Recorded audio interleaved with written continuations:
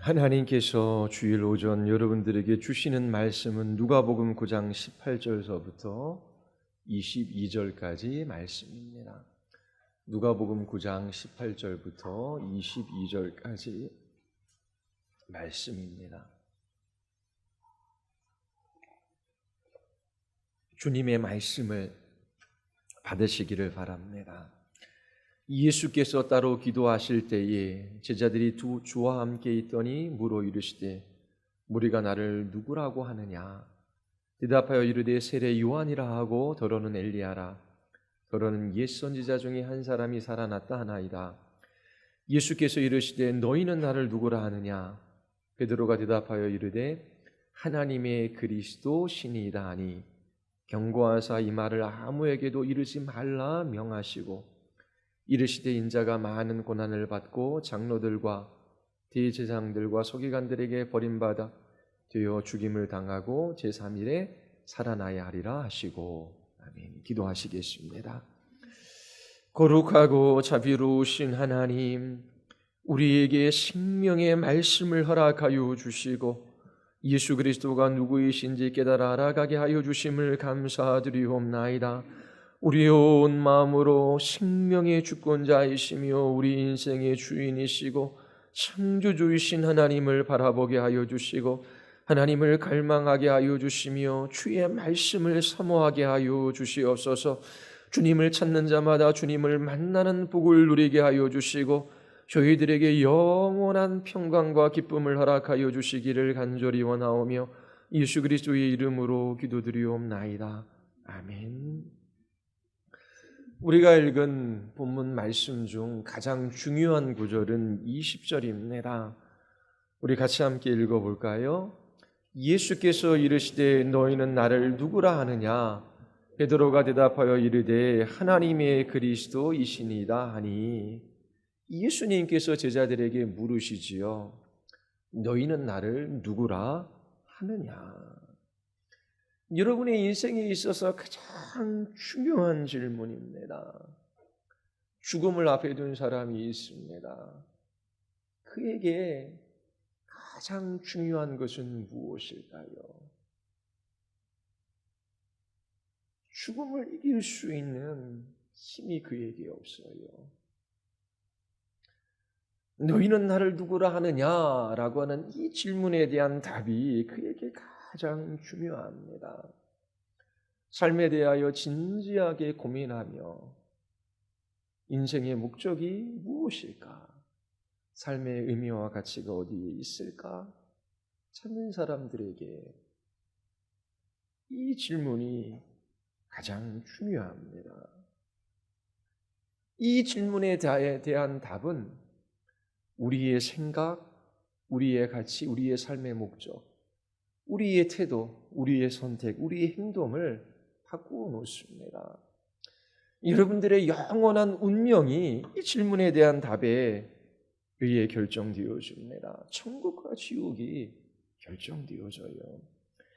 이 세상에 사는 모든 사람들은 이 질문에 대하여 하나님 앞에 답해야 합니다. 이 질문에 답하지 못하는 사람이나 잘못된 답을 하는 사람들은 그 죄값을 따라 영원한 지옥의 형벌을 받을 수밖에 없어요. 이 질문에 대하여 바르게 답하는 사람들에게 천국의 문이 열립니다. 영원한 생명과 기쁨이 주어져요. 너희는 나를 누구라 하느냐라고 하는 이 질문은 누구도 피할 수 없고 피해서도 안 되는 질문입니다. 예수님께서 오늘 여러분들에게 물으셔요. 너희는 나를 누구라 하느냐? 여러분들은 이 질문에 대하여 바른 답을 가지고 계십니까? 예수님에 대하여 소개하는 수많은 책과 글들이 있어요. 역사 가운데 헤아릴 수 없는 수많은 사람들이 예수님이 누구이신가에 대한 답을 해왔습니다. 그러한 수많은 사람들의 이야기를 들어보면 예수님이 누구이신가라고 하는 이 질문에 대하여 답하는 것이 복잡하고 어려워 보여요. 쉬운 질문이 아닌 것처럼, 또 쉽게 답할 수 없는 것처럼 보입니다. 너희는 나를 누구라 하냐라고 하는 이 질문에 답하는 것은 그리 어려운 일이 아닙니다. 성경을 거부하는 사람들에게만 어려운 질문이에요. 누구든지 예수님에 대하여 잘못된 답을 하는 사람들은 성경을 부인하는 사람들입니다. 그들은 성경보다 자신들의 이성적인 사고를 더 신뢰하는 사람들이에요. 성경보다 자신들의 지혜나 철학자나 사상가나 정치가나 아니면 종교 지도자들의 말에 더 귀를 기울이고 그것들을 더 신뢰하는 사람들이지요. 여러분들이 성경을 받아들인다면 예수님이 누구이신가? 라고 하는 질문에 답하는 것은 너무나 쉽습니다. 그러나 여러분들이 성경을 받아들이지 않는다면 예수님에 대한 그릇된 답을 가질 수밖에 없을 거예요. 사복음서는 예수님이 누구이신지에 대하여 분명히 우리에게 답하고 있습니다. 요한 사도는 자신의 복음서에서 그 복음서를 기록한 목적이 우리에게 밝히고 있지요. 예수께서 오직 이것을 기록함은 너희로 예수께서 하나님의 아들 그리스도이심을 믿게 하려 함이요 또 너희로 믿고 그 이름을 힘입어 생명을 얻게 하려 함이니라. 예수님은 하나님의 아들이시며 그리스도이셔요. 여러분들이 믿는다면 그 이름을 힘입어 영생을 얻게 될 것입니다. 성경은 예수님이 누구이신지 너무나 분명히 명백히 그리고 직접적으로 알려주고 있어요. 우리가 매주 누가복음을 살피고 있습니다. 정직하게 말씀 앞에 서면 예수님이 누구이신지 알 수 있어요. 누가가 반복적으로 이것을 말하고 있기 때문입니다. 누가복음 1장에 보면 천사의 증언을 우리가 만날 수 있어요. 보라 내가 잉태하여 아들을 낳으리니 그 이름을 예수라 하라. 그가 큰 자가 되고 지극히 높으신 이의 아들이라 일컬어질 것이다. 다윗의 동네에 너희를 위하여 구주가 나셨으니 곧 그리스도 주시니라. 메시아가 오기만을 기다리던 시몬과 안나의 증언이 있어요. 또 예수님 자신의 증언도 있지요. 내가 내 아버지의 집에 있어야 될 줄을 알지 못하셨나이까. 하늘로부터 소리가 있어 너는 내 사랑하는 아들이요 내 기뻐하는 자다. 귀신들까지도 예수님에 대하여 증언합니다. 나는 당신이 누구인지를 아노니 하나님의 거룩한 자니이다. 귀신들이 소리질러 이르되 당신은 하나님의 아들이니이다. 베드로도 증언해요. 주님이라고 하는 것은 구약에 여호와 하나님에게 붙여진 이름이지요. 주여 나를 떠나소서 나는 죄인이로소이다. 우리는 누가복음에서 죄를 지은 한 여인의 죄를 용서해 주시는 예수님의 음성을 들을 수 있어요. 사람들은 수군거리며 말합니다. 이가 누구기에 죄도 사하는가? 여러분들이 하나님의 말씀 앞에 정직하게 서면 예수님이 누구이신지 분명하고 명확하게 알게 될 거예요. 오늘 본문에서 우리는 사도들의 증언을 들을 수 있습니다. 베드로가 제자들을 대표해서 말하지요. 당신은 하나님의 그리스도이십니다.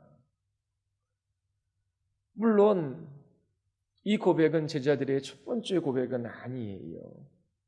그들은 예수님이 메시아이심을 확신했습니다. 예수님을 주님이라고 고백해요. 예수님께 생명의 말씀이 있으니 그 누구에게도 가지 않겠다라고 말했습니다. 그리고 오늘 본문에서 사도들은 당신은 하나님의 그리스도이십니다 라고 증언해요. 예수님께서 갈릴리에서 수많은 기적을 행하셨지요. 그 기적의 결정이 바로 오병이어의 사건이었습니다. 이 사건 이후에 사도들은 예수님이 하나님의 그리스도이심을 고백하고 있어요. 예수님께서 이제 갈릴리 사역을 마치려고 하십니다. 그 사역의 절정에 오병이어의 사건이 있고 누가는 이어서 이 사도들의 고백을 기록하고 있습니다. 누가는 이와 같은 예수님에 대한 사도들의 고백을 여기에 배치함으로 갈릴리 사역의 절정을 드러내고 있습니다. 예수님이 하나님의 그리스도이시다라고 하는 더 이상의 증거가 필요 없기 때문이지요. 예수님께서 음식을 창조하셔서 2만 명이 넘는 사람들을 먹이셨어요. 그리고 제자들에게 사람들이 나를 누구라 하느냐 물으셨지요. 누가는 이 두 가지 사건을 이어서 기록하고 있습니다. 시간상 예수님께서 제자들에게 질문하신 것은 오병이어의 사건 훨씬 이후에 일어난 일입니다. 오병이어의 사건 이후 예수님은 갈릴리에 잠시 머무르시다가 갈릴리 저 북쪽 땅에 있는 두로와 시돈으로 가십니다. 그리고 나서 갈릴리 북쪽을 거쳐 이 동쪽 데가볼리 지경까지 이르셔요. 그 땅은 이방인 지역입니다. 그리고 나서 예루살렘으로 내려가십니다. 마태복음 14장 22절부터 16장 12절까지 읽어보면 오병이어의 이 기적과 사도들의 고백 사이에 어떠한 일들이 있었는지 자세히 기록하고 있습니다. 마가복음 6장과 8장 사이에서도 이 기록을 볼 수 있어요. 예수님께서 오병이어의 기적을 행하셔요. 무리들이 예수님을 붙들어 왕으로 삼고자 합니다. 예수님께서 사람들을 피하여 산으로 가시지요. 제자들은 배를 타고 갑니다. 한밤중에 예수님께서 무리로 걸어오셔요. 베드로가 무리를 걸어가다가 빠지는 일도 있었지요. 그 다음날 예수님은 생명의 떡에 관한 위대한 설교를 하십니다. 그리고 두로와 시돈으로 가셔요. 거기에서 스로보니게 여인의 딸을 고쳐주십니다. 두로와 시돈을 거쳐 데가볼리 지경 갈릴리 호수에 이르셔요. 그곳에서 기먹고 어눌한 자를 고쳐주십니다. 그리고 4,000명이나 되는 사람들을 먹이시지요. 소경의 눈을 열어주시기도 하십니다. 그리고 나서 예수님은 제자들과 함께 가이사랴 빌립보 지역 갈릴리 호수 북쪽에 있는 곳입니다. 헐몬산 근처에 있는 곳이지요. 아마 제자들을 가르치시고 쉬시기 위하여 갈릴리 북쪽으로 다시 올라간 듯 보입니다. 오병이어의 사건이 있은 후 5, 6개월 정도 지난 그 시간입니다. 오병이어의 기적과 베드로의 신앙 고백 사이에 있었던 이 모든 일들을 마태와 마가는 기록하고 있어요. 그러나 누가는 그 모든 것들을 생략하고 있습니다. 왜 누가는 이 모든 것들을 생략하고 이 두 사건을 이어서 기록하고 있을까요? 오병이어의 사건과 베드로의 신앙 고백 사건을 이어서 우리에게 소개하고 있어요. 누가는 자신의 생각을, 자신의 사상을 이 복음서에 적은 것이 아닙니다. 성령 하나님의 감동으로 이 복음서를 기록했지요. 성령께서 우리에게 말씀하시는 바가 분명히 있습니다. 누가복음 8장 25절에 보면 누가는 우리로 하여금 예수님이 누구이신가? 라고 하는 이 질문에 직면하게 만듭니다. 예수님께서 갈릴리 바다에 있는 섭난 물결과 사나운 파도를 잠잠케 하셔요. 제자들에게 너희 믿음이 어디 있느냐 물으시지요. 제자들이 다 두려워 놀랍니다. 그리고 이렇게 말해요.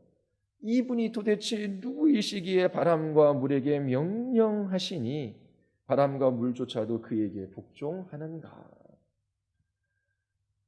누가는 제자들의 입을 통하여 이분이 도대체 누구이신가? 라고 하는 질문을 던지지요. 성령께서는 누가의 기록을 통하여 우리에게 이 질문에 직면하게 만드십니다. 그리고 나서 헤롯의 입을 빌어 이 사람이 누구인가? 라고 하는 질문에 답을 요구하십니다. 누가복음 1장부터 천사의 증언, 그리고 사가랴와 시몬, 안나의 증언이 있었어요. 귀신들도 증언했습니다. 예수님 자신의 고백도 있어요. 그리고 갈릴리 사역의 절정으로 예수님은 오병이어의 사건을 행하시고, 그리고 그 절정 속에 베드로의 고백이 있는 것입니다. 누가는 예수님이 누구이신가? 라고 하는 질문에 확실한 답을 하고 있습니다. 누가복음 9장 18절을 한번 보십시오. 배경을 설명해 주고 있죠. 예수님께서 따로 기도하실 때 누가만이 이렇게 기록하고 있습니다. 한 7번 정도 아주 중요한 사건 앞에서 예수님께서 홀로 기도하셨다라고 하는 이 묘사들을 하고 있습니다. 누가만이 예수님께서 기도하고 있는 장면을 소개해요. 가이사라 빌립보라고 하는 장소를 언급하지는 않습니다. 예수님께서 이렇게 기도하신 후에 무리들에게, 제자들에게 가셔서 물으시지요. 무리가 나를 누구라고 하느냐? 제자들이 사람들의 다양한 반응에 대하여 이야기합니다. 대답하여 이르되 세례 요한이라 하고 더러는 엘리야라 더러는 옛 선지자 중에 한 사람이라 한 사람이 살아났다 하나이다. 이러한 우리들의 다양한 반응이 놀랍지 않습니까? 약 9개월 전에 무리들은 이처럼 생각했어요. 예수님께서 제자들을 부르셔서 하나님 나라의 메시지를 주시고 또 능력을 위임하셔서 갈릴리로 파송하시지요. 갈릴리 전역이 들썩입니다. 헤롯이 이 소식을 들어요. 헤롯이 이 모든 일을 듣고 당황합니다. 왜냐하면 사람들이 이렇게 말하기 때문에 그래요. 어떤 사람은 요한이 죽은 자 가운데서 살아났다고 하며, 어떤 사람은 엘리야가 나타났다고도 하며, 어떤 사람은 옛 선지자 한 사람이 다시 살아났다라고 합니다. 예수님에 대한 무리들의 생각에 변함이 없습니다. 옛 선지자 한 사람이 다시 살아난 것은 아닐까? 세례 요한이 다시 살아난 것일까? 아니면 엘리야가 나타난 것일까? 분명히 예수 그리스도께서 말씀하신 것, 그분이 행하신 그 모든 일들은 사람들이 할 수 있는 일들이 아니에요. 초자연적인 것입니다. 그래서 분명히 이 땅에 있는 사람이 할 수 있는 일은 아닌데, 혹 구약의 선지자 중 한 사람이 다시 살아나서 우리에게 이처럼 말하고 행하는 것은 아닐까?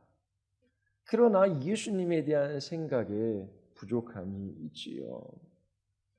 왜 무리들은 예수님을 이렇게밖에 보지 못했을까요? 무리들이 예수님을 이렇게 본 것은 무엇을 뜻하는 것일까요? 그들이 어둠 가운데 있다라고 하는 것입니다. 깨달음이 없는 것이지요. 선지자들이 누구입니까?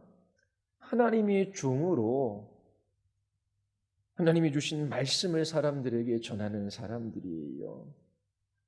여호와께서 이렇게 말씀하셨습니다. 여호와의 말씀이 내게 임하여 가라사대라고 하며 그들은 여호와의 말씀을 전했어요.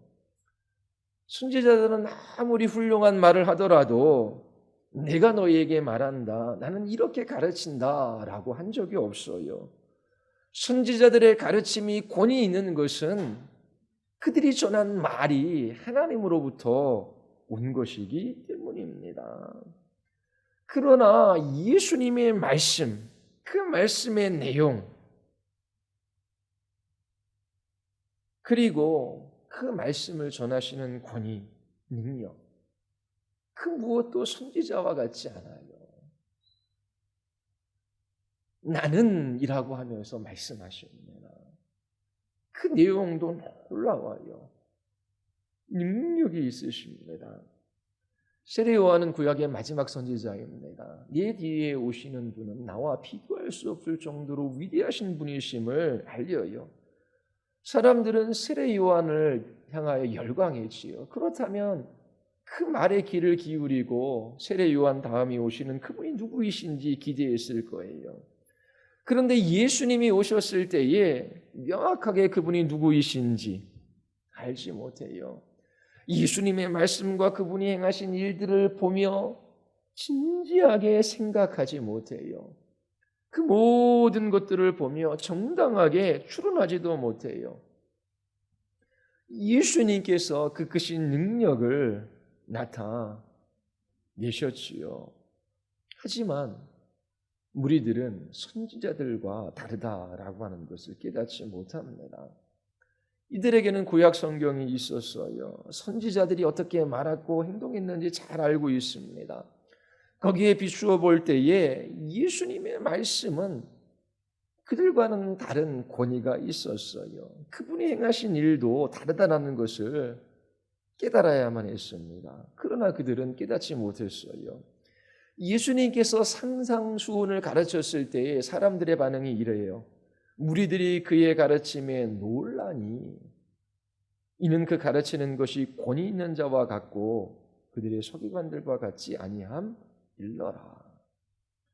예수님께서 중풍병자를 고치실 때 내 제사함을 받았느니라 말씀하셨지요. 서기관과 바리새인들이 발끈해요. 신성 모독죄이다. 저건 누구이길래 오직 하나님 외에 누가 능히 죄를 사하겠느냐. 누가복음 5장 24절에 보면 인자가 땅에서 죄를 사하는 권세가 있는 줄 너희로 알게 하리라 하시고 중풍병자에게 말씀하시되 내가 이르노니 일어나 내 침상을 가지고 집으로 가라 하시매. 생각해야 되는 것 아닙니까? 분명히 선포가 있었어요. 네 제사함을 받았다. 생각해보면 하나님만이 죄를 사해 주실 수 있으셔요. 저분이 누구인가? 예수님께서 죄사함을 선포하신 후에 일어나 내 침상을 가지고 집으로 가라. 중풍병자에게 말씀하셔요. 그 말씀대로 그대로 이루어져 있습니다.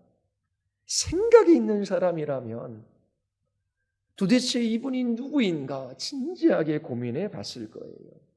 요한복음 5장에 보면 예수님께서 안식일에 베데스라는 목가에서 38년 된 병자를 고쳐주시지요. 안식일에 이런 일을 한다고 해서 유대인들이 예수님을 비난하고 박해해요. 예수님께서 그들에게 이렇게 말씀하십니다. 내 아버지께서 이제까지 일하시니 나도 일한다. 유대인들이 이 말씀 때문에 더욱더 예수님을 죽이고자 해요. 예수님이 안식일을 범했을 뿐만 아니라 하나님을 아버지라고 부르는 것입니다. 자신을 하나님과 동등된 위치에 놓으셨기 때문이에요. 이처럼 예수님의 말씀과 그분이 그 크신 능력으로 행하시는 것을 보면 도대체 이분이 누구인가 진지하게 고민해 보는 것이 마땅합니다. 그러나 무리들은 예수님이 누구이신지 이해하지 못하고 있어요. 그냥 선지자와 같은 한 분으로 보는 것이지요. 그분에게 나타나는 신적인 능력 그리고 그 권위를 보지 못하고 있습니다. 이것이 유대인들의 문제예요. 예수님에 대한 정보가 부족하기 때문이 아닙니다. 예수님께서 당신 스스로를 나타내 보이셨어요. 음식을 창조하셔서 2만 명이나 넘는 사람들을 먹이셨습니다. 하지만 사람들은 그 오병이어의 기적을 경험하고서도 그 다음날 먹는 것 때문에 예수님을 따라요. 먹는 것을 해결하기 위하여 예수님을 자신들의 왕으로 삼고자 하지요. 그들의 관심사가 무엇입니까? 먹고 사는 거예요. 그리고 질병에서 고침받는 것이지요. 이 땅에 있는 것에 관해서는 관심을 가지고 있어요. 어떻게 배고프지 않을까? 어떻게 더 잘 먹을까? 어떻게 건강하게 살아갈까? 거기에 매여 있는 거예요. 먹고 사는 일, 건강하게 지내는 일에는 관심이 있지만 영적인 것에 관해서는 무지합니다. 죄로 인하여 그들의 마음이 굳어 있기 때문이지요. 도대체 이분이 누구이신가 진지하게 고민하며 그 문 앞에 설 생각을 하지 못해요. 그리고 많은 사람들은 유대인의 전통에 젖어 있습니다. 그리고 그 시대에 사람들이 생각하는 방식에 쉽게 편승합니다. 사람들이 예수님은 엘리야가 다시 살아난 것, 세례 요한이 다시 살아난 것, 옛 선지자 중 죽은 사람 중 다시 살아난 그 분이 아닐까? 진지하게 생각하지 않고 사람들이 이런저런 생각을 하니까 쉽게 그 생각에 편승하는 거예요. 오늘날에도 마찬가지입니다.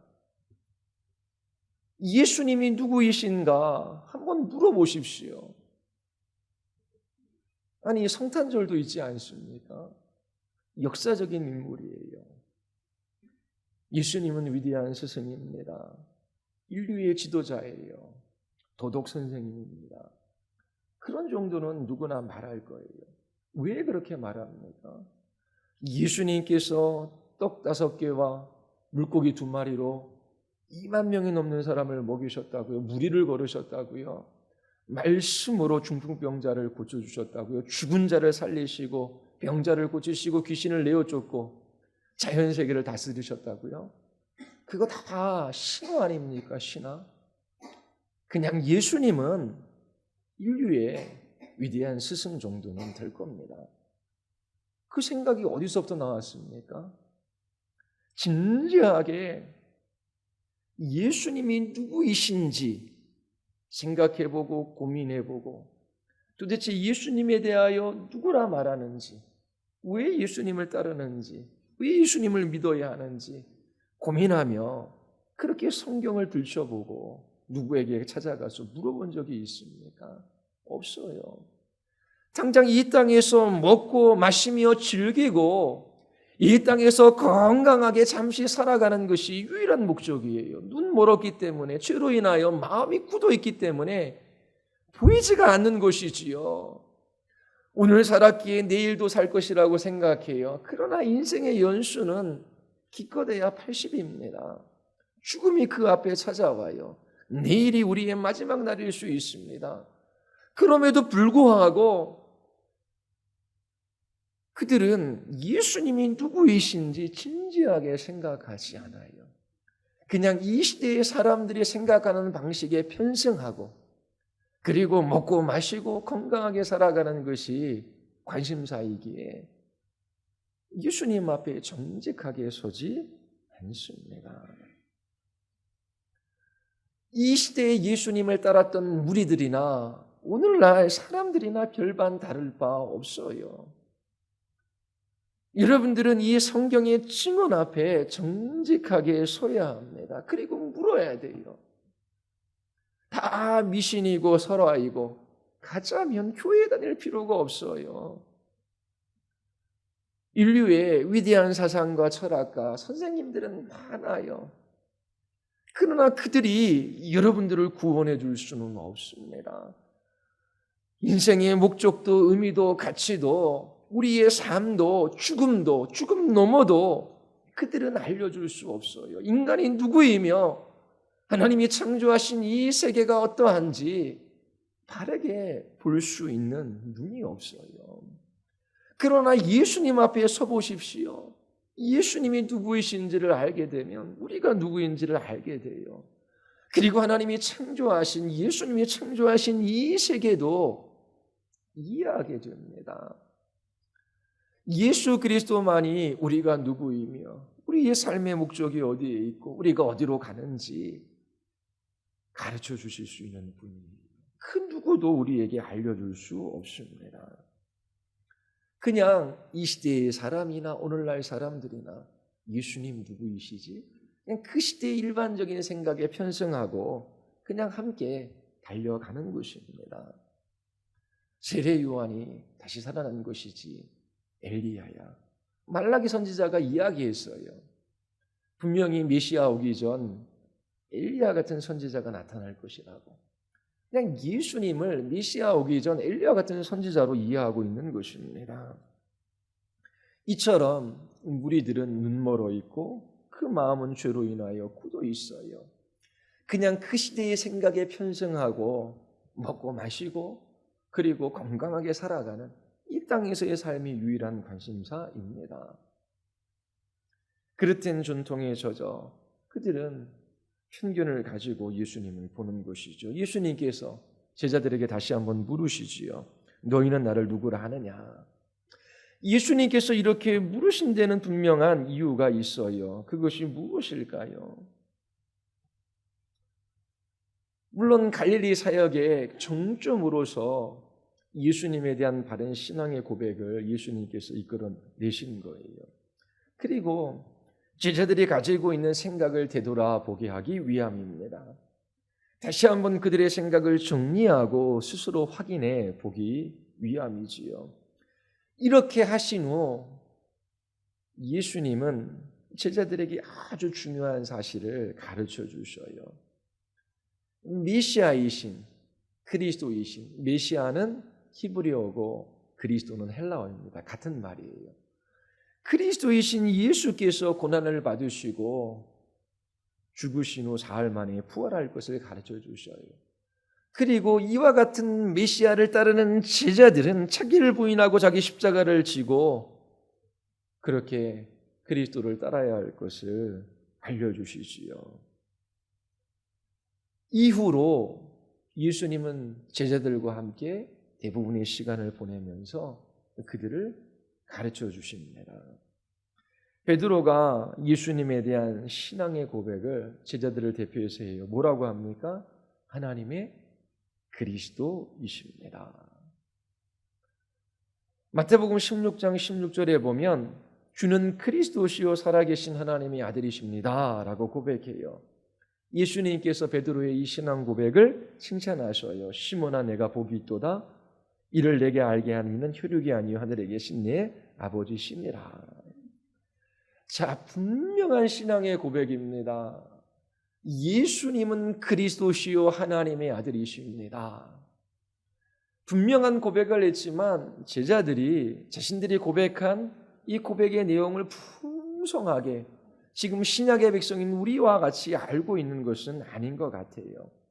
그러나 그 고백은 정확하고 또 어느 정도 이 사도들은 예수님과 함께하면서 예수님이 누구이신지를 분명하게 알아간 것은 확실합니다.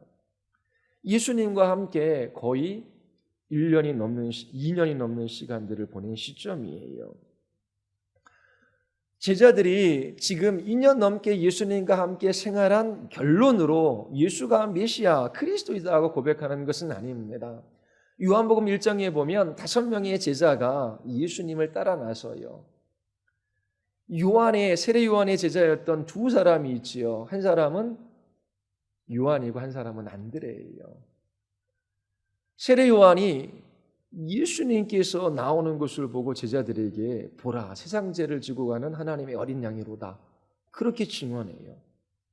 그때 요한과 안드레가 이 세례 요한 선생님의 말을 듣고 예수님을 따라요. 그때 예수님께서 그들을 보시며 너희가 무엇을 찾고 있느냐라고 말씀하시죠. 이 2사람이 예수님 당신 어디에 묵고 계십니까? 그렇게 말해요. 예수님께서 나 있는 곳에 와서 보라 라고 말씀하셔요. 예수님과 하루를 보내요. 그리고 안드레가 형제인 시몬에게 찾아가 우리가 메시아를 만났다라고 말합니다. 이 베드로는, 시몬 베드로는 형제 안드레와 함께 예수님께 나와요. 예수님께서 그를 보시고 요한의 아들 시몬이니 장차 개바라 하리라 그렇게 말씀하십니다.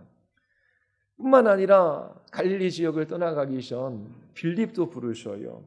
빌립도 나다나엘을 찾아가서 모세가 율법에 기록하였고 여러 선지자가 기록한 그 일을 우리가 만났다라고 말해요. 나다나엘도 이렇게 고백합니다. 하나님의 아들이시여 당신은 이스라엘의 임금이로소이다. 요한이나 안드레나 시몬이나 빌립이나 나다나엘이나 모두 다 같이 예수님이 메시아이신 것을 알았어요. 그래서 예수님을 따라 나선 것입니다. 물론 이들이 메시아에 대한 생각이 정확한 것은 아니었어요. 예수님과 함께하는 그 시간들을 통하여 메시아에 대한 그 생각이 정리되어지고 더 분명해지는 일들이 있었던 것이지요. 단지 유대 전통을 따라 오시는 메시아에 대한 그 사상이 아니라 예수님께서 그들의 생각을 바로잡아 주시고 알지 못하는 것을 깨닫게 해 주셨습니다. 처음 예수님을 메시아로 알고 따랐을 때와 지금 2년이 넘는 시점에 예수님을 하나님의 그리스도, 하나님의 메시아라고 고백하는 이때의 그 의미는 상당히 다릅니다. 제자들이 가지고 있는 메시아에 대한 생각, 어떤 생각일까요? 누가복음 2장 11절에 보면 천사들이 다윗의 동네에 너희를 위하여 구주가 나셨으니 곧 그리스도 주시니라 라고 알려줬어요. 그리고 결정적인 건 누가복음 4장 18절입니다. 예수님께서 이렇게 고백하셔요. 주의 성령이 내게 임하셨으니 이는 가난한 자에게 복음을 전하게 하시려고 내게 기름을 부으시고 나를 보내서 포로된 자에게 자유를, 눈먼 자에게 다시 보게 함을 전파하며 눌린 자를 자유롭게 하고 내게 기름을 부으셨다. 자, 하나님께서 성령으로 예수님께 기름을 부으셨다라고 하는 거예요. 구약에서 기름 부음을 받은 자 그리스도라고 하는 것이지요. 사람의 제사장의 기름 부음을 받은 사람이 아니라 누구에 의하여? 하나님에 의하여 성령으로 기름 부음을 받은 그리스도이심을 이 제자들이 깨달아간, 단지 선지자로 기름을 부음 받은 분이 아니라. 그리고 누가복음 3장 22절에 너는 내 사랑하는 아들이라 하늘에서 있었어요.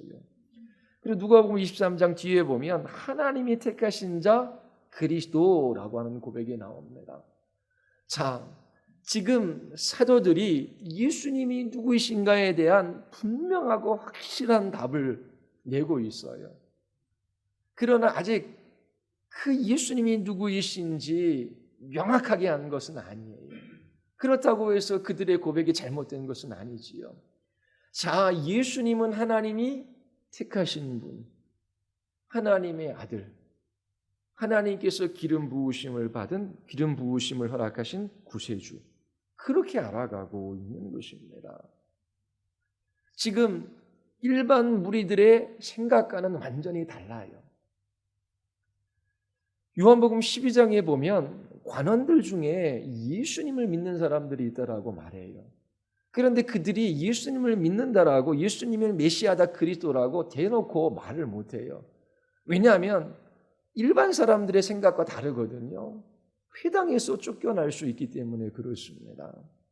지금 일반 무리들은 예수님이 그냥 죽은 선지자 중 한 사람이 살아난 것, 그냥 죽은 세례 요한이 다시 나타난 것, 그런 정도로 생각해요. 그런데 제자들은 예수님이 하나님의 그리스도이십니다.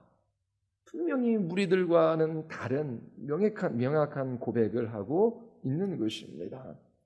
예수님은 사람에 의해 기름 부음을 받은 그런 선지자나 왕 같은, 그런 우리가 구약에서 봤던 제사장 같은 인물이 아니라 하나님께서 직접 성령으로 기름 부음을 받은, 하나님의 택함을 받은 하나님의 아들이십니다 라고 하는 이 사상이 형성이 된 것입니다.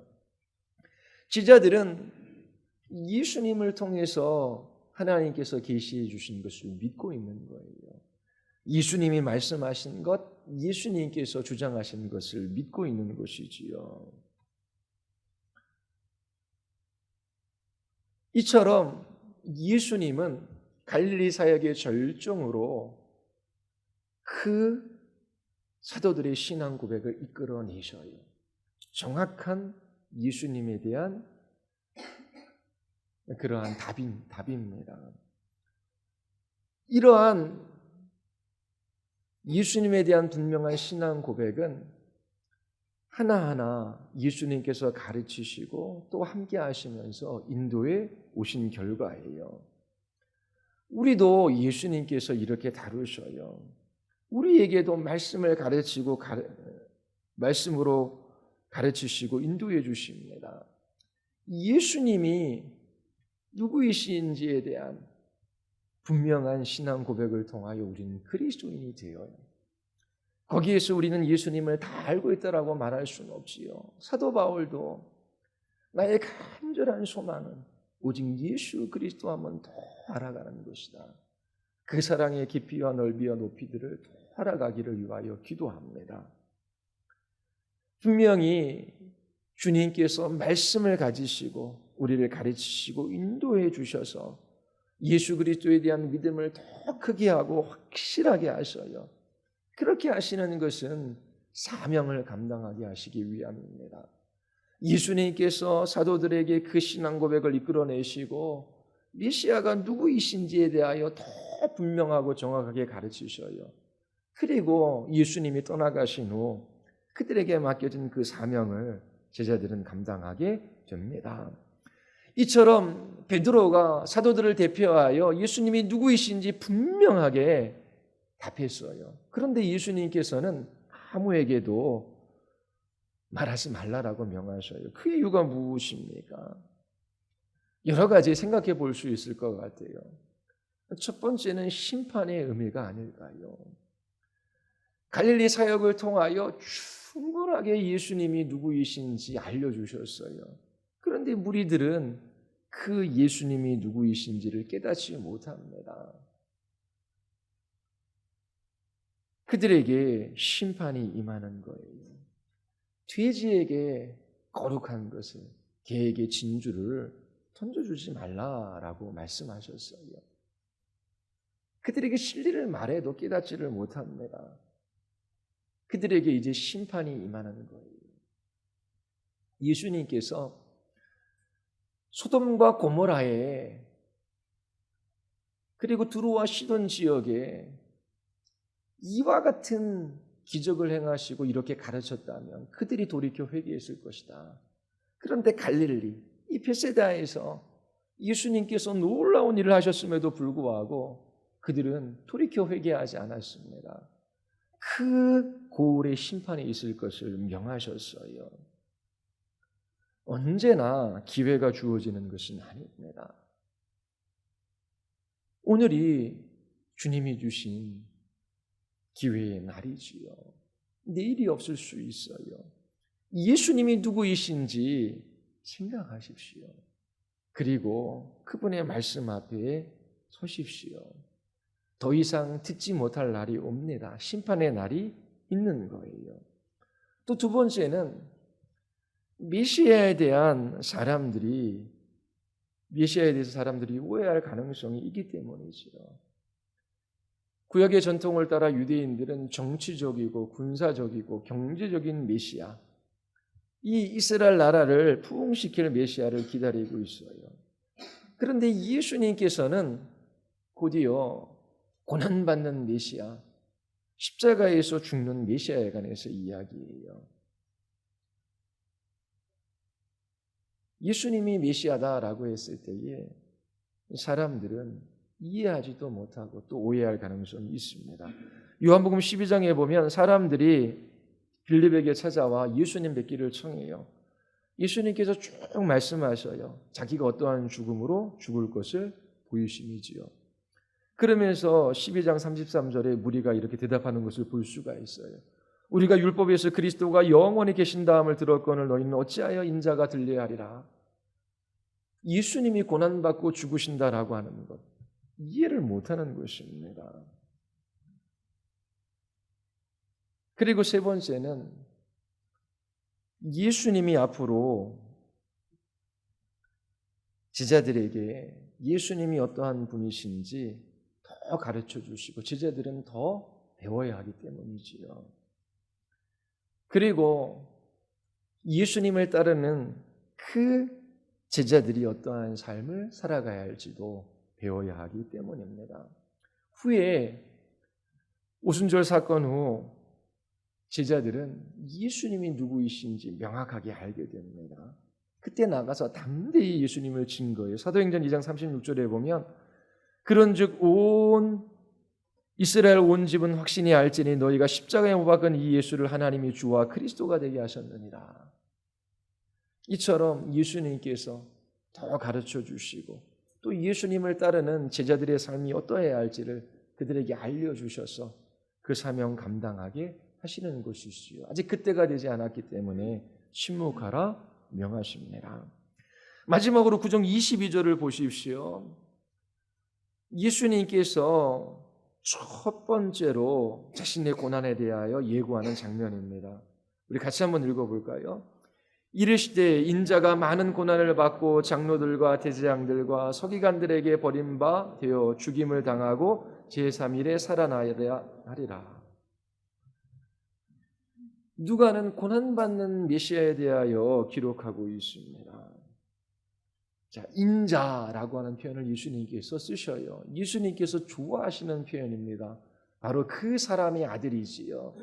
사람의 아들이신 동시에 다니엘서에 기록된 구름을 타고 오시는 분, 신적인 존재에 대한 의미가 이 인자라고 하는 표현이 들어 있습니다. 자, 메시아로 오시는 그분이 어떻다고요? 많은 고난을 받을 것이라고 말씀하셔요. 그리고 장로들, 대제사장, 서기관, 이들은 사내들인 공회를 이루는 사람들입니다. 자, 이처럼 유대 종교 지도자들에 의하여 버림바 당하십니다. 그리고 죽임을 당하시지요. 이 모든 것들이 수동태로 이루어져 있습니다. 하나님께서 계획하시고 뜻하신 것이 있는데 메시아로 오시는 예수님께서 고난을 받으시고 그리고 버림받으시고 죽임당하실 거라고 하는 거예요. 제자들은 예수님께서 고난당하시고 십자가에서 죽는 모습을 보고 예수님이 실패한 것처럼 생각합니다. 그리고 다 뿔뿔이 흩어지시요. 그러나 보십시오. 하나님께서는 이 예수 그리스도의 고난과 거부와 죽임당함을 계획하셨습니다. 그리고 이러한 고난과 죽음을 통하여 영광에 이르게 하셨어요. 제자들은 나중에 깨달아 알게 됩니다.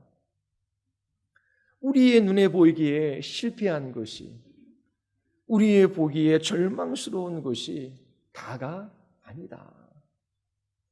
이처럼 예수 그리스도의 고난과 죽음을 통하여 수많은 사람들이 구원을 얻을 수 있었고 예수께서 영광에 이르셨던 것처럼 우리도 그러하리라. 제자들의 삶 속에 절망스러운 순간이 찾아와요. 고난과 환난이 그들 앞에 기다리고 있습니다. 그들의 눈에 보이기에 되어져 가는 것이 없는 그러한 모습도 보여요. 그러나 그 모든 것들이 하나님의 계획과 뜻 안에 있고 하나님께서 이처럼 자기를 부인하고 십자가를 지고 예수 그리스도를 따르는 이 고난의 삶을 통하여 자신들을 영광에 이르게 하시고 또 많은 사람들을 유익하게 하실 것을 알게 됩니다. 우리에게도 마찬가지예요. 예수님이 누구이십니까? 예수님을 안 사람들은 예수님을 따라요. 예수님께서는 고난당하고 거부당하고 죽임당하는 길을 걸어가셨어요. 그리고 그 고난과 죽음을 통하여 영광에 이르셨어요. 부활하셨습니다. 우리도 우리 자신의 죽음을 통하여 예수 그리스도의 생명을 맛보게 됩니다. 그리고 그 생명을 드러내게 하시는 것이지요. 여러분, 예수 그리스도를 믿는 사람들에게 절망은 절망으로 끝나지 않아요. 실패는 그냥 실패로 끝나지 않아요. 우리의 고난은 고난 자체로 힘든 것이 아닙니다. 예수 그리스도의 고난과 거절당함과 그 죽으심이 하나님의 계획 가운데 있었듯이 예수님을 따르는 우리의 삶도 하나님의 계획 가운데 있어요. 예수님이 섬김을 받기 위하여 이 세상에 오신 것이 아닙니다. 섬기러 오셨어요. 이런 하나님이 어디 계십니까? 자기 자신의 목숨을 대속제물로 내어주시기까지 섬기러 오신 분이셔요. 그 십자가의 죽으심, 그 섬김을 통하여 영광에 이르신 것입니다. 그 고난을 통하여 영광을 보신 것이지요. 예수 그리스도를 믿는 여러분, 무슨 일이 일어난다라고 할지라도 그 일 때문에 낭망하거나 절망하지 마십시오. 거기에 머무르지 마십시오. 실패한 듯 보이고 슬픔밖에 없는 그 상황 속에서도 하나님께서는 뜻하신 것을 이루셔요. 나는 죽고 여러분들 안에 사시는 그리스도만 바라볼 때에 그 그리스도의 생명을 맛보게 하시고 그 생명의 부유함을 여러분들의 인격을 통하여 이 세상에 증거하셔요. 그로 인하여 많은 사람들을 유익하게 하십니다. 예수님이 누구이신가라고 하는 이 질문 앞에 정직하게 서서 여러분들 모두 바른 대답을 할 수 있게 되기를 바랍니다. 그리고 예수님을 따르는 이 복을 누릴 수 있게 되기를 바랍니다. 우리 같이 기도하시겠습니다. 우리 이 시간 기도할 때에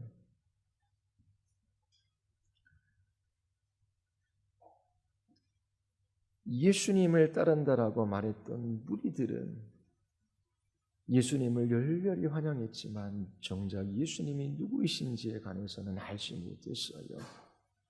그냥 그 시대 그 사람들의 편승에서 예수님은 이런 사람일 거야 라고 생각했지요. 진지하게 고민하거나 깊이 그렇게 숙고하지 않았습니다.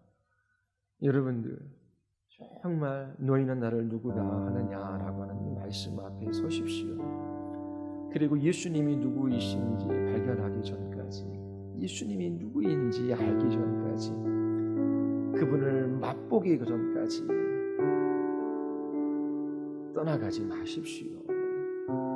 정말 예수 그리스도가 누구인지를 알고 여러분들이 예수님을 따르는 복을 누릴 수 있게 되기를 바랍니다. 여러분과 여러분의 자녀들이 이 생명의 부유함을 누리며 살아갈 수 있게 되기를 바랍니다. 우리 이 시간 기도할 때 주님 우리에게 예수 그리스도를 가르쳐 주시고 알려주셨습니다. 저희들이 마음이 굳어 주님을 바라보지 못합니다. 우리의 심령을 가난하게 하시고 우리가 누구인지 주님이 누구인지 더 깊이 깨달아 알아가게 하여 주시옵소서. 예수 그리스도만을 먹고 마심으로 저희의 영혼이 풍족하게 하시고 참된 소망과 평안과 기쁨 속에서 주의 백성으로 살아가게 하여 주시옵소서. 우리 같이 한번 기도하시겠습니다. 하나님 아버지, 참으로 이 땅